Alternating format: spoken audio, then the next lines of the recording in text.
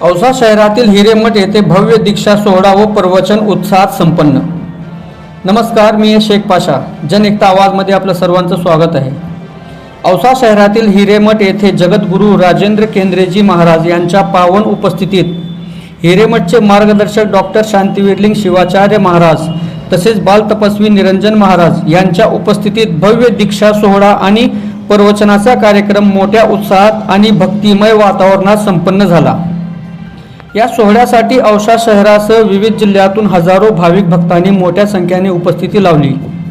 महाराजांचे विचार आणि प्रवचन ऐकण्यासाठी भाविकांमध्ये मोठा उत्साह पाहायला मिळाला।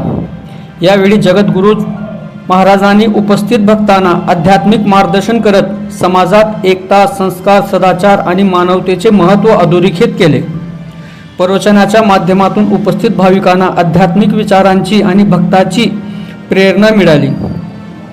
कार्यक्रमानंतर हजारो भाविकांनी महाराजांचे दर्शन घेऊन आशीर्वाद घेतले। तसेच आयोजित करण्यात आलेल्या महाप्रसादाचा औसा शहरातील व तालुक्यातील हजारो भाविक भक्तांनी महाप्रसादाचा लाभ घेतला।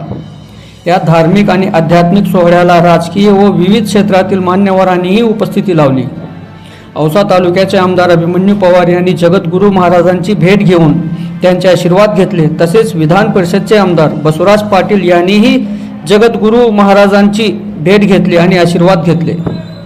हिरेमठ येथे झालेल्या या सोहळ्यामुळे परिसरात भक्तिमय वातावरण निर्माण झाले होते।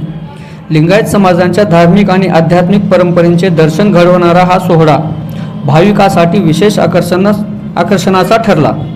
हजारो भाविकांची उपस्थिती, महाराजांचे मार्गदर्शन, भक्तिमय वातावरण आणि महाप्रसादाचा लाभ यामुळे हा दीक्षा सोहळा औसा तालुक्यात चर्चेचा विषय ठरला। अशाच स्थानिक सामाजिक, धार्मिक आणि राजकीय घडामोडी बातम्यासाठी जन एकता आवाज यूट्यूब चॅनलला लाईक करा, शेअर करा, सबस्क्राईब करायला विसरू नका।